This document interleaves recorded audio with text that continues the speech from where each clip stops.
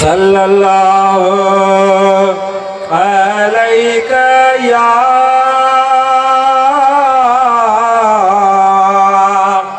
या रसूल अल्लाह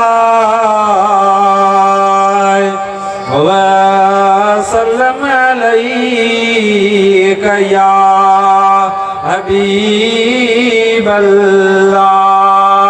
हिकिड़ो अल्लाह जो वली बानो आहे जंहिंजो नालो आहे हज़रत मुहम्मद बिन सईद जो। सुभान अल्लाह। वली इन जे करे तव्हां थो जो उन बाने के मुझे महबूब नबी जो दीदार नसीब थियो आहे। ओ अल्लाह जो बानो हज़रत मुहम्मद बिन सईद फरमाईंदो आहे मूं पंहिंजी ज़िंदगीअ में रोज़ानी जे शेड्यूल जे मुताबिक़ दुरूद जो तादाद मुक़रर कयो हो त हेतिरो दुरूद रोज़ानी मूंखे पढ़णो आहे। चवे तो उन पंहिंजे आदत में मूं कॾहिं बि कमी कोन कई आहे, घटिताई कोन कई आहे, कॾहिं बि सुस्ती कोन कई आहे। उन हबीब जे दुरूद खे कॾहिं बि छॾियो कोन हुयमि। रोज़ानी पंहिंजे मामूल मुताबिक़ ओतिरो दुरूद पढ़ंदो हुयुसि। हिकिड़ी रात आई आहे, रात जो सुतो आहियां, अखियूं पूरियूं तुम बज़ाहिर त निंड में सुतो आहियां पर मुंहिंजी क़िस्मत जागी वई आहे। अल्लाह जे हबीब करीम जो मूंखे ख्वाब जी हालत में दीदार थियो आहे। मदीने वारो साईं जंहिं ते महिरबानी करे दीदार कराए उहो शख़्स जहिड़ो तहिड़ो न हूंदो आहे, भाग वारो हूंदो आहे। मुझो उस्ताद किबला साईं मुफ्ती अब्दुल रहीम सिकंदरी रहमतुल्लाह अलैह तकरीबन 1974 में गालिबन रात जो हुजूर जो दीदार थियो। सुबह जो खणी उन मंज़र के नात जी सूरत में पेश कई। मिलियो मन ठार अज रात आहे, मिलियो मन ठार अज रात आहे, सद बार अलहम्द वाई बात आहे, मिलियो मन ठार। सिकायल के सिकाबाद थी वई ज़ियारत, सिकायल के सिकाबाद थी वई ज़ियारत।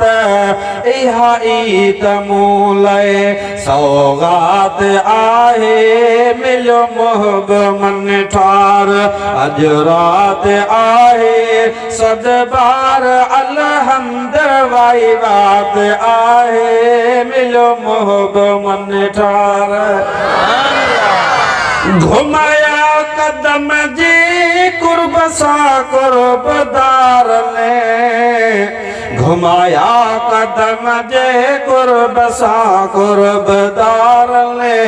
उहा जाए मूले अरफात आहे, उहा जाए मूले अरफात आहे, मिलियो मोहब मन ठार अज रात आहे, सद बार अलहम्द वाई बात आहे, मिलियो मोहब मन ठार।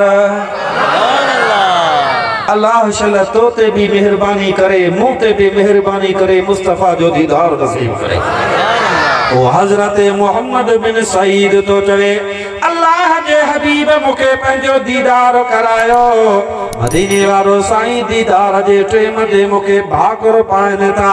भाकुर पाए अल्लाह जो हबीब फरमाता ओ मुहम्मद बिन सईद जी या रसूल अल्लाह अञा वेझो थी, अञा वेझो थी। उहे तुंहिंजा चप ऐं तुंहिंजी ज़बान वेझो करे, जन चपन सां ज़बान सां तूं मूं हबीब ते दुरूद पढ़ंदो आई।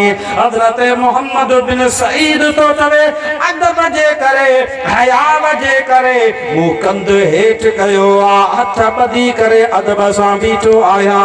मदीने वारे मीर हिन मुंहिंजी पेशानीअ ते मूंखे चुमी ॾिनी आहे। हज़रत मुहम्मद बिन सईद तो चवे हाणे अल्लाह जे हबीब दीदार करायो आ।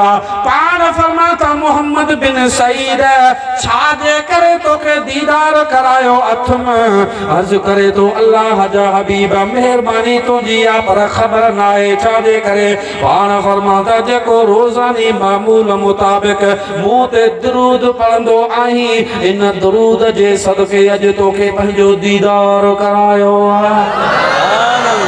चओ सुभान अल्लाह सुबह जो उथियो ज़ाल थी चवे ओ मोहम्मद बिन सईद जी अज त घर में अजीब खुशबू महसूस थी रही दे खबर छा लगायो तई केड़ो अत्र लगायो तई जो शाह साहब सुनो अब्दुल लतीफ फरमाइंदो आ जय सैर सा साजन हलियो से सैर सभे सुरहातिया मां भाया मन मुश्क जा ऐ अतर हारी दो वयो हजरत मोहम्मद बिन सईद पंजी घरवारी के चवे तो इया खुशबू कई दुकान ता कोन मिलंदी कई ऑफिसर वडेरे वटा कोन मिलंदी दे खबर छा जिया